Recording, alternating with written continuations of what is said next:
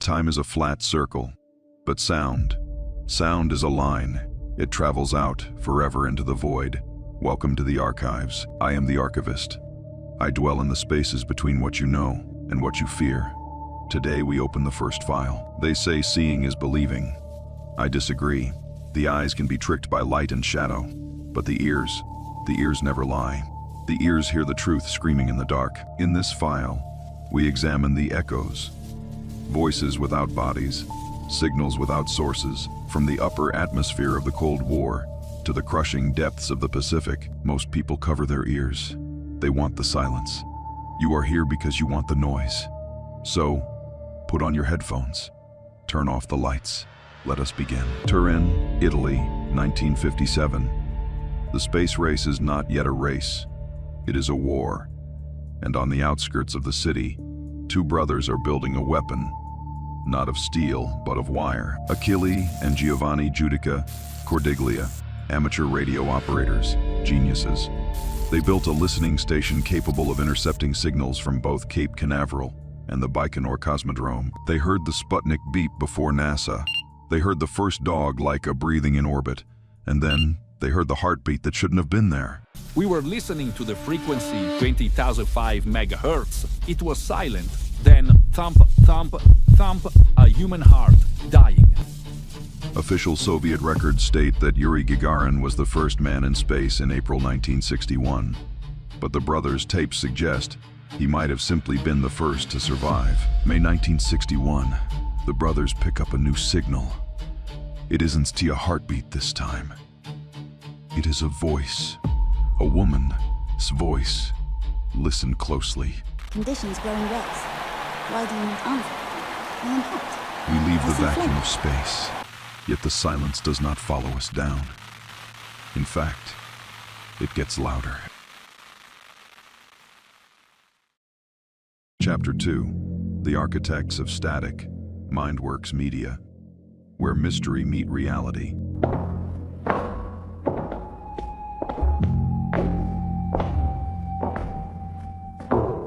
You assume secrets are kept in whispered conversations in dark alleys. You are wrong. The most dangerous secrets in history were broadcast to everyone. Shortwave radio, the playground of the spy. It bounces off the ionosphere, traveling thousands of miles. No internet, no digital footprint, just a voice and a code. Imagine tuning your radio in 1970. You are looking for music. Instead, you find the Lincolnshire Poacher, a cheery English folk song played over and over, followed by a synthesized female voice. 3 to 9, -7, -1, -5. To you, gibberish to an agent in Berlin. Orders to kill. These stations are ghosts. They have no call signs, no address. They exist only in the ether, and the most famous ghost of all lives in a swamp in Russia. UVB -76, the buzzer. Since 1973, it has been broadcasting a monolithic, irritating tone, 24 hours a day, 7 days a week. People have physically hiked to the transmission site. They found abandoned bunkers, guard dogs, fog. But the signal never stops. It is a dead man's switch. Some say if the buzzing stops, it means the missiles are flying, that the silence is the trigger for nuclear winter. So, we listen and we pray for the noise. Occasionally, the buzzer breaks. A voice cuts through. Bromel, 74, 27, 99. Live operators, real people, sitting in a room, reading codes into a void until they die.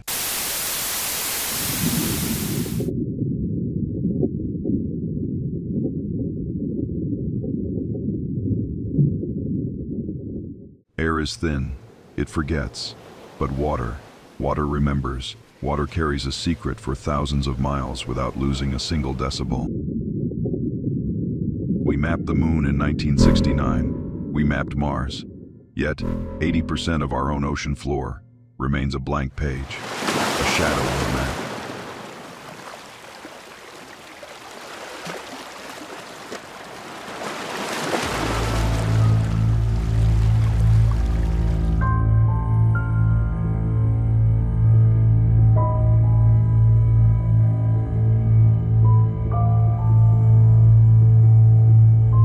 down, there is a layer called the Sofar Channel, a highway for sound. If you scream in the Sofar Channel near Japan, it can be heard in California. During the Cold War, the US Navy covered the ocean floor with microphones to listen for Soviet submarines. But when the war ended, the microphones stayed on. They were waiting for engines, propellers, torpedoes. Instead, in the summer of 1997, they heard the bloop. It rose from the deep, a low-frequency ultrasound, louder than a bomb.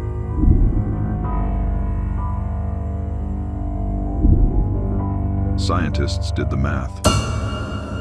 For a biological creature to make a sound that loud, it would need to be 3 times the size of a blue whale, over 200 feet long.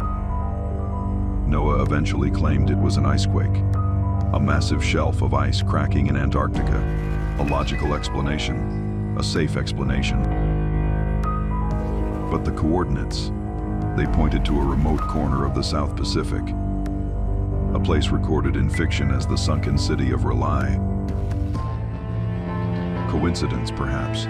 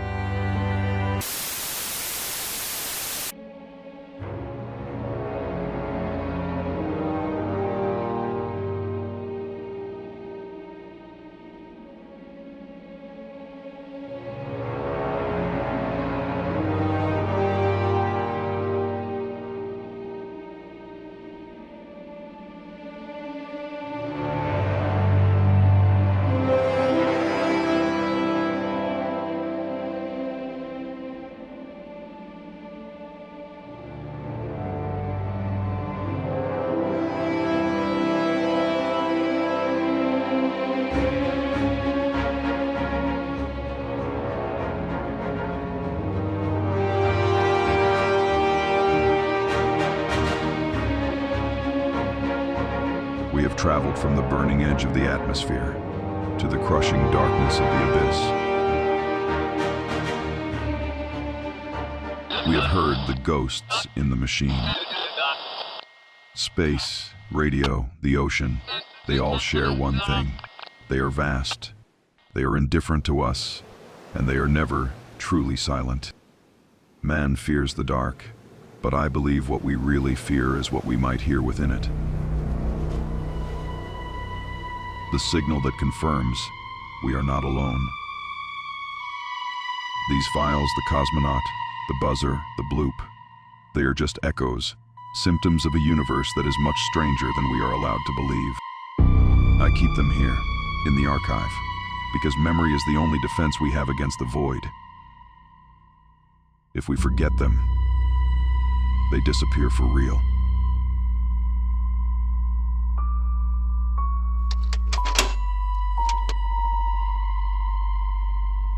But the work of an archivist is never done. One mystery ends, and another demands to be heard.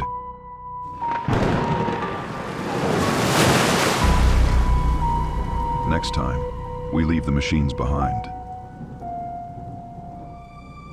We go to a lonely rock in the Atlantic Ocean, the Flannan Isles. 3 lighthouse keepers, a storm that never happened, and a logbook that reads, God is over all, and then nothing. Prepare yourself for file 002, the vanishing light. Access will be granted soon. Until then, keep listening. And remember, the silence is not empty. It is waiting.